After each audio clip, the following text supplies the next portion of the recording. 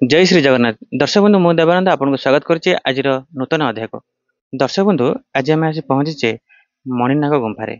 मणिनाग गुंफारे महापुरुष अनेक वर्णना कर ग्रंथ रे अनेक लीला खेला ए क्षेत्र में घटिब कौन सब घटना घटिब ए क्षेत्र में सीधा सड़क आम सहित जोड़ी होती ए क्षेत्र में पूजा करुवा नना सीधा सड़क नना सहित कथा एवं से पवित्र क्षेत्र बुलिकी दर्शन करवा आम सहित जोड़ी रुहतु भिडियोर शेष पर्यंत।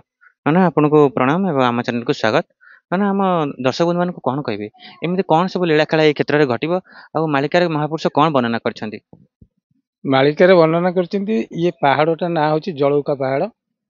ये पहाड़ रे ये हूँ मणिनाग गुंफा। मणिनाग गुंफा अच्युतानंद शिवकल्प देखिले 700 बाहुन मध्य सार मणिनाग गुंफा नाम जार ये हूँ से मणिनाग गुंफा।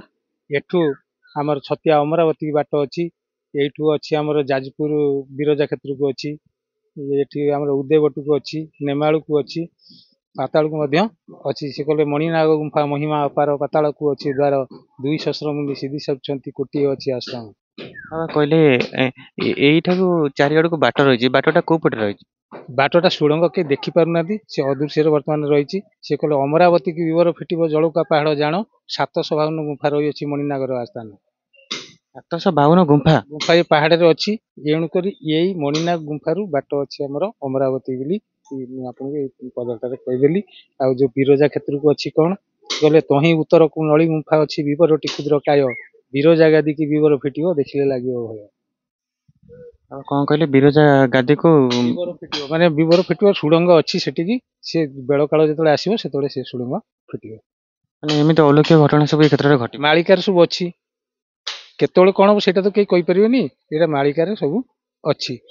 महापुरुष तो अनेक ग्रंथ रचना करिसेंती किंतु भाई कहबी टिके आगु को जीवे आमे से पवित्र स्थान को जीवा किंतु नना आमे जहाँ देखिले अनेक अलौकिक लीला ए क्षेत्र में आगु को घटिब घटिब तो मालिका प्रमाण करुच्ची ना एणुक केतବେଳେ घटिब न घटिब सेटा तो अन्य कथा घटुची तो सब असाधारण कथा सब।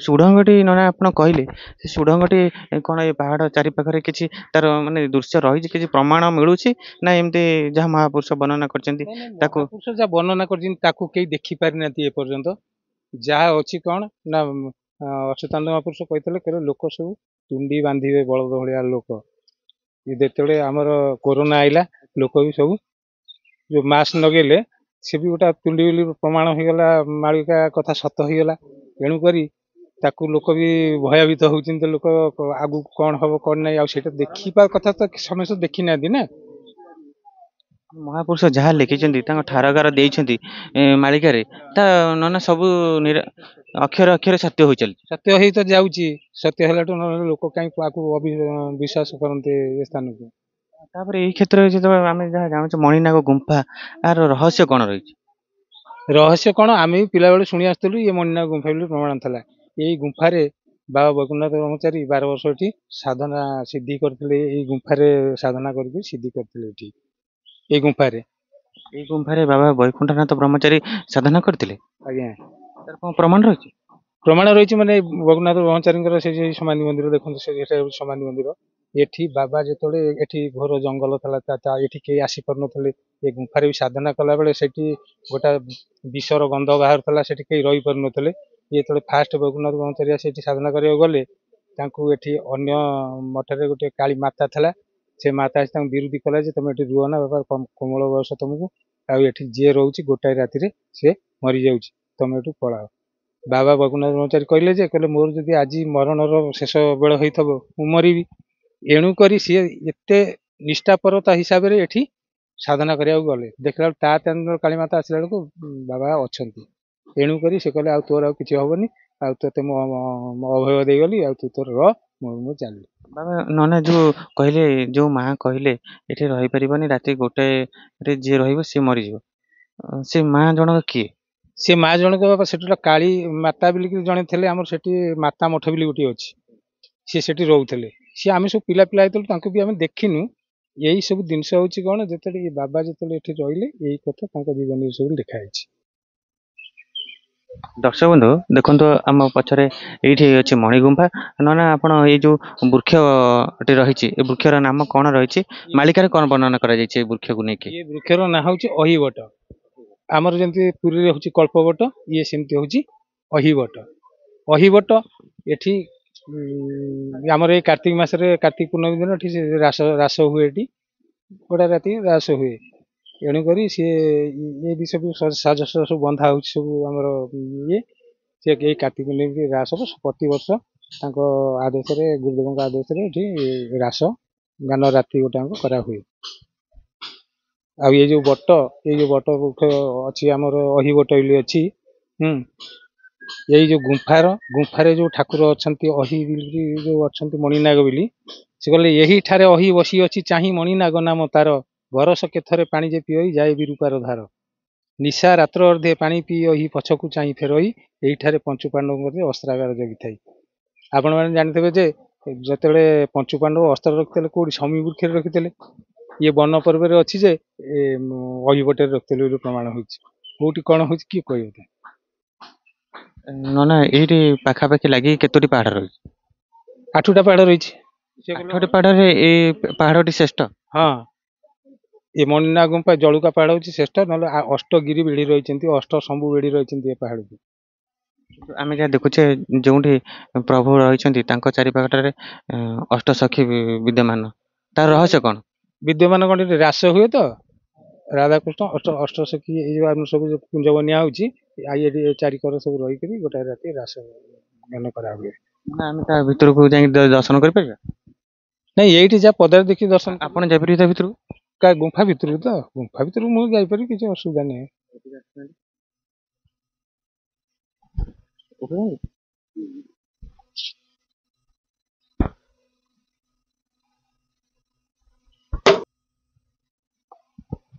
ନନା ଟିକେ ଆମ ଦର୍ଶକ ବନ୍ଧୁ ମାନଙ୍କୁ କହିବେ ଏପଟେ ଏ ଗୁମ୍ଫା ଭିତରେ ରହସ୍ୟ କଣ ରହିଛି ଆଉ ପ୍ରଭୁ କିଏ କିଏ ବିଦ୍ୟମାନ ଅଛନ୍ତି? ଏଠି ଆମର ତ ଅଛନ୍ତି କଣ, ଏଠି ଗୁରୁଦେବ ମେନ୍ ହେଉଛି ଗୁରୁଦେବ ବୈକୁଣ୍ଠନାଥ ବ୍ରହ୍ମଚାରୀ ଆମର ଏଠି ଯେତେବେଳେ କରିଥିଲେ ସାଧନା କରିଥିଲେ ଗୁମ୍ଫାରେ ଫାଷ୍ଟ। ଏଠି ଏ ଗୁମ୍ଫାରେ ବୈକୁଣ୍ଠନାଥ ବ୍ରହ୍ମଚାରୀ ଆମର ଗୁରୁଦେବ ଯିଏ ସିଏ ଏ ଗୁମ୍ଫାରେ ସାଧନା କରିଥିଲେ। ଏଗୁରା ସବୁ ନଙ୍ଗଳା ପଡିଥିଲା। ତାପରେ ସିଏ ଯେତେବେଳେ ସାଧନା ସିଦ୍ଧି କଲେ 12 ବର୍ଷ ପରେ ସିଦ୍ଧି କଲା ପରେ ସିଏ ଏଠି ଯେତିକ ସବୁ ଠାକୁର ସ୍ଥାପନା ହେଇଛନ୍ତି ଗୁରୁଦେବ ସବୁ ସ୍ଥାପନା କରିଥିଲେ। ନନା ଏଇ ରହିଛି ମାଳିକା ବର୍ଣ୍ଣିତ ବୃକ୍ଷ। ହଁ, ଏଇ ତ ଅହିବଟ ବୋଲି ପ୍ରମାଣ ଅଛି ଆଉ। ମାଳିକାରେ ବର୍ଣ୍ଣନା କରାଯାଇଛି। ଏଇ ବଟ ବୃକ୍ଷର ମାହାତ୍ମ୍ୟ କଣ ରହିଛି ଏମିତି କିଛି ଆମ ଦର୍ଶକ ବନ୍ଧୁ ଜାଣିପାରିବେ? ଜାଣିପାରିବେ କଣ, ଇଏ ଅହିବଟ ତଳରେ ପଶୁ କେଦାର ଗଦ ଅଛି ବୋଲି ମୁଁ ଆପଣଙ୍କୁ ଯୋଉ କହିଲି ଯେ ଗଦ ଅଛି ବୋଲି ପ୍ରମାଣ ଅଛି ଆଉ। ଏ ବୃକ୍ଷ କଟା ଯାଇଛି, ଛେଦନ କରାଯାଇଛି କଣ ପାଇଁ? ଛେଦନ କରାଯାଇଛି କଣ, ଏଇ ସବୁ ନଷ୍ଟ କଲା ତ ଏ ଚାରିକର ସବୁ କଲାଠୁ ଖାଲି ଡାଳ ସବୁ ଓଳେଇ ଦେଇଛନ୍ତି ଆଉ। କିନ୍ତୁ ଏଇ କଣ ସେଇ ପୁରୁଣା ବୃକ୍ଷ? ହଁ, ଇଏ ପୁରୁଣା ବୃକ୍ଷ କଣ, ଇଏ ସତ୍ୟ ଯୁଗର ବୃକ୍ଷ ବୋଲି ପ୍ରମାଣ ହଉଛି।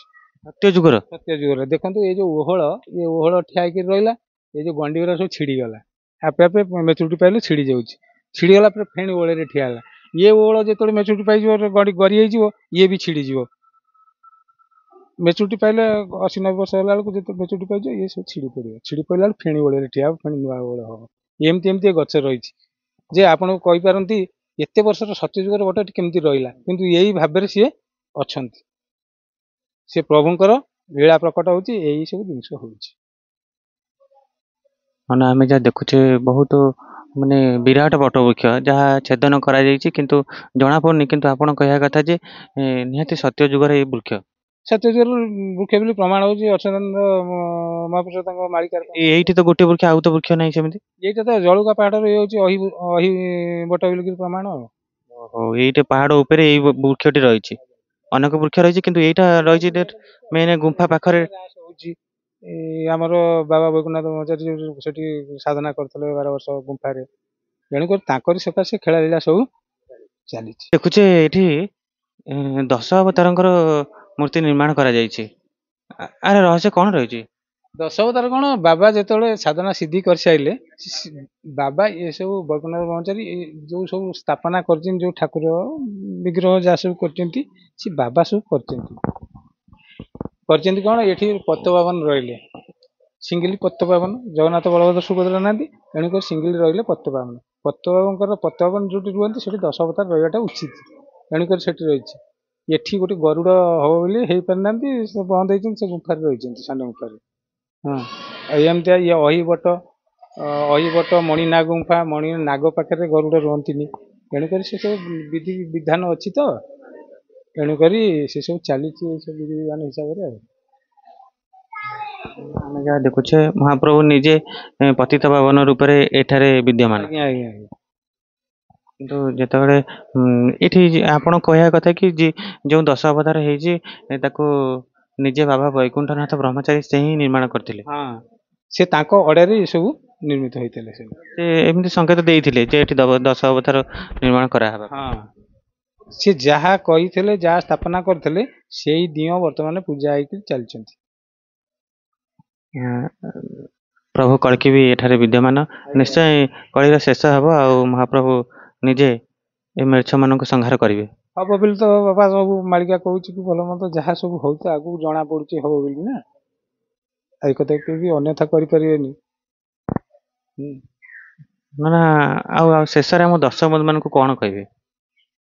କହିବି କଣ, ସିଏ କହିଲେ ଯେ ଏଇନା ତ ପୁଅ ଆଉ କେହି କାରି କଥା ମାନିବାକୁ ରାଜି ନୁହଁ। ହଁ, ସିଏ ଏଇଟା କଳାଗିରି ବି କହନ୍ତି, ଏ ପାହାଡ଼ ନାଁ ବି କଳାଗିରି, ଜଳଉକା କଳାଗିରି। ସେ କହିଲେ କଳାଗିରିରେ କଥା ହୋଇବ ପ୍ରକାଶ, ଟାହି କରି ମୂର୍ଖ ଜନେ ନିଶ୍ଚୟ ହେବେ ନାଶ। ମାନେ ଯୋଉ ଟାହି ଟାପରା ଯୋଉ ସବୁ କରିଛନ୍ତି କଥା ଶୁଣି, ହଁ ସେ ଆମକୁ ଯୋଉ ସବୁ କହୁଛନ୍ତି ଆଜିକାଲି, ସେ ସେଇ କଥା କହିଲେ ଯେ ଟାହି କରି ମୂର୍ଖ ଜନେ ନିଶ୍ଚୟ ହେବେ ନାଶ। ସେଟା ଯେମିତି ଅଚ୍ୟୁତାନନ୍ଦ ମହାପୁରୁଷ ଲେଖିଥିଲେ ଯେ ବିହନ ଭାଡ଼ିରୁ ଯିବ ଭାଡ଼ିକି ଆସିବ ନାହିଁ, ଏଇନା ବି ସେଇ ପ୍ରକାର ହଉଛି। ଯୋଉ ଫସଲ ଫସିଲା ଭଲ ମନ୍ଦ ଧାନ ଯାହା ସବୁ ଅଛି ତାକୁ ସବୁ ପୋକ ଚରି ଦଉଛନ୍ତି। ଯେତେ ଔଷଧ ପକେଇଲେ ବି ଆଉ କଣ ସକ୍ସେସଫୁଲ ହେଇପାରୁଛନ୍ତି ଚାଷୀ? ଯାହା ଅଛି ତାହା ଭୋଗ କରିବାକୁ ହଉଛି, ଆଉ କଣ କରିବାକୁ। ନା ଆପଣଙ୍କୁ ବହୁତ ବହୁତ ଧନ୍ୟବାଦ।